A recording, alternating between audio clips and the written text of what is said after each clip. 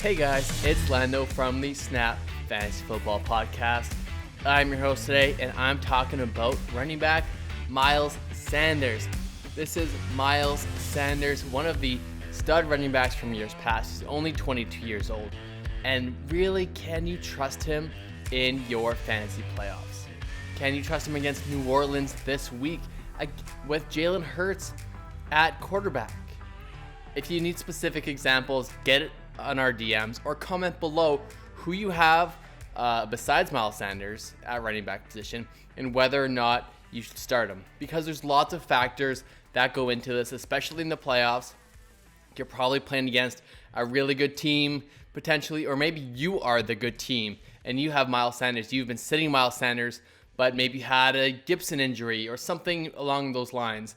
There's a lot of really interesting scenarios on when you should start Miles Sanders and when you shouldn't. So comment below, like this video, subscribe to the channel if you like our content, or get into our DMs. We are snap_fantasy on Instagram and Twitter, and we will respond to you if you have questions about anyone, whether it's Miles Sanders, Michael Thomas, anyone really. We can help you out and give you our rankings and what we would do in those scenarios. So Miles Sanders now has New Orleans in the week 1 of the playoffs, and my co-host Mackenzie, he is sitting Miles Sanders down. He is not playing him, not relying on him, and I'll give you some of the reasons why.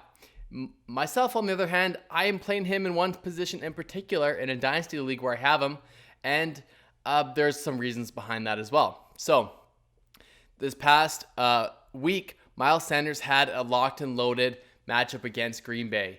Even David Montgomery had a good matchup against Green Bay, and Miles Sanders really let us down. He did not do anything. Boston Scott was involved a little bit. Even Jordan Howard was involved a little bit. Since Miles Sanders has gotten back from his injury, his snap percentage has gone down ever since. He was at 72% snap share. He had a 60, 62, 56% snap share this past week against Green Bay, and I'm really not sure why.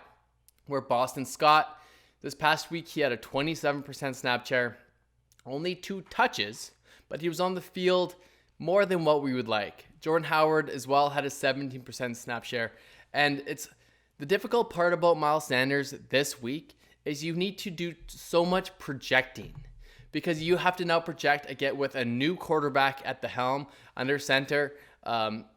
Is he going to be good for the running game? Is he going to hurt the running game? Typically, a rookie quarterback does well with short intermediate passes. So potentially that lends for more checkdowns. Now, is Miles Sanders going to be involved with those checkdowns, or is it going to be Boston Scott? Again, we're projecting. The coach, Doug Peterson, said that they need to establish the run to help protect a rookie quarterback. Now, is that going to be more Jordan Howard to establish that run, or is Miles Sanders going to get that opportunity? Now, the New Orleans defense is some of the best against the run. To be fair, Miles Sanders' best games this year on the ground were against really stout run defenses. That's the Pittsburgh Steelers and Baltimore Ravens this year. He had some big explosive runs.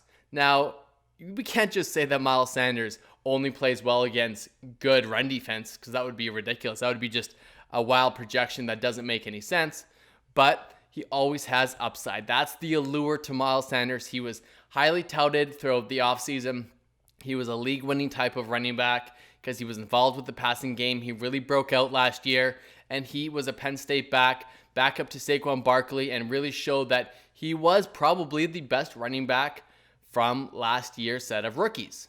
But now David Montgomery has had a great season, and Miles Sanders has not.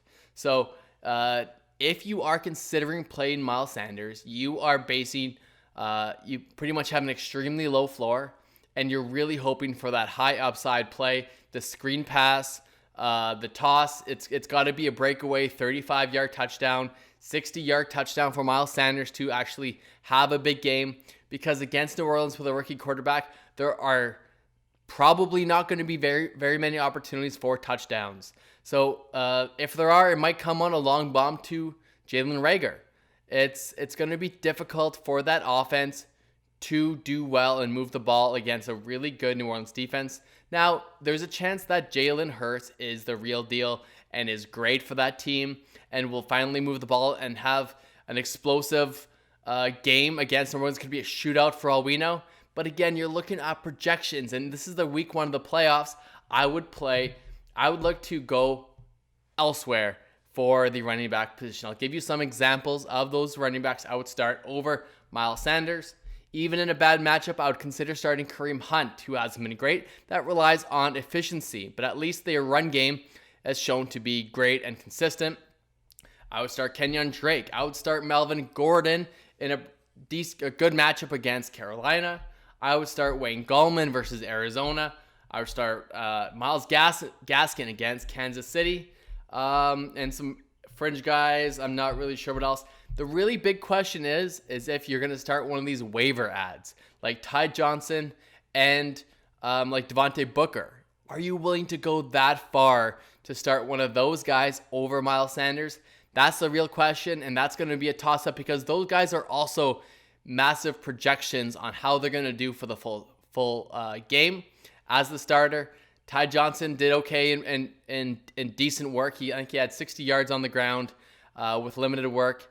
And then Devontae Booker, you have to project him to have a really good game, a bounce-back game in a pretty good matchup for the Las Vegas Raiders.